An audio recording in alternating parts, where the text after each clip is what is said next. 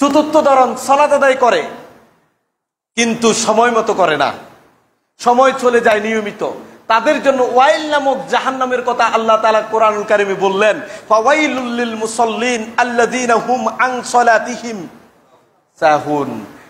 ফাওয়াইলুন, ওয়াইল দুর্ভোগ, ধ্বংস, কেউ বললেন এটা একটা জাহান্নামের নাম। ওয়াইল নামক জাহান্নাম ওই সকল মুসল্লিদের জন্য যারা সালাতের ব্যাপারে অলস।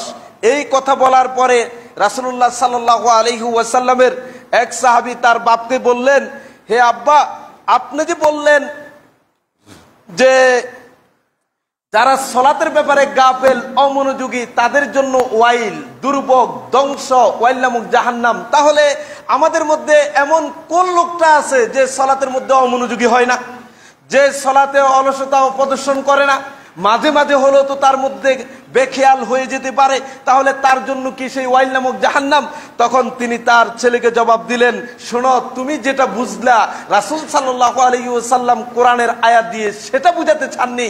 তিনি বললেন সহিহ তারগিবের 576 নম্বর হাদিসে, লাইসা যাক ইন্নামা হুয়া ইদাআতুল ওয়াক্তি ইয়ালহু হাত্তা ইয়াদিআল ওয়াক্ত, কয় এটা দ্বারা হলো ওই সকল মুসল্লি যারা সময়কে নষ্ট করে, সালাতের ওয়াক্তের মধ্যে সালাত আদায় করে না, সালাতের ওয়াক্ত চলে গেল, জামাত চলে গেল, শেষ সময়ে আসছে, ওয়াক্ত যায় তখন পরে, অথবা চলে গেলেও তার অনুভূতি নাই, মনে করে আরে কাজা করে নিব, অসুবিধা নাই, ফজরের সালাতে ঘুমিয়েছিল, ফজর গেল, জোহরের সময় এসে ফজর জোহর একসাথে পড়ে, কোনো অনুভূতি তার ভিতরে জাগ্রত হয় না। তুমি একবার ভেবে দেখো। ফাওয়াইলুন, উলামায়ে কেরাম মুফাসসিরিনে আযম তারা বললেন ওয়াইল হলো জাহান্নামের নিম্নভূমি, যেখানে যদি আসমান জমিন পাহাড় পর্বতের সবকিছুকে ঢেলে দেওয়া হয় তাহলে সবগুলি তার উত্তপ্ততার কারণে জ্বলে পুড়ে একেবারে ছাই হয়ে যাবে।